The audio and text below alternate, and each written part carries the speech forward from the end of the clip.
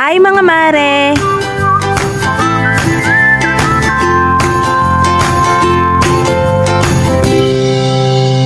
At ang ating for today's video mga mare, for DIY muna tayo sa pagkukulay ng ating buhok. So, sariling sikap lang muna tayo dahil wala nga tayong budget para magpa-parlor. At ayan na nga mga mare, in-start ko na nga paghaluin itong pangkulay na ilalagay natin sa aking buhok. At medyo may pagka-inosente nga itong yung kumare at inilagay ko nga itong conditioner na hindi naman pala dapat.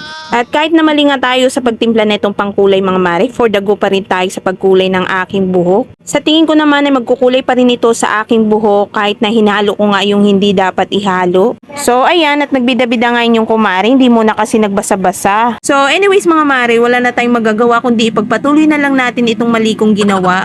At syempre, hindi ko naman kakayanin yan ilagay sa buhok ko mag-isa, kaya for the hingi tayo ng tulong dito sa aking isang prinsesa. So bago ko nga ipalagay sa aking buhok itong pangkulay, ay pinagsuot ko muna ng gloves itong aking prinsesa. Para naman hindi maging direct yung pangkulay sa kanyang kamay. Baka mamaya ay magka-allergy pa itong aking prinsesa dahil napakamaselan pa naman ang balat neto. Sana all. At ayan na nga mga mare, inayos nga muna itong aking buhok ng aking prinsesa at ang sabi pa nga niya, Ay ma, napakakapal naman ng buhok mo. sobrang kapal naman kasi talaga ng buhok ko mga mare, yung tipong nalalagas na siya, ikala mo ay walang kalagas-lagas dahil sa sobrang kapal pa rin. At ayan na nga, inumpisahan na nga ang kulayan ng aking prinsesa itong aking buhok. At sabi ko nga na baka hindi magkulay dahil namali nga yung timpla ko.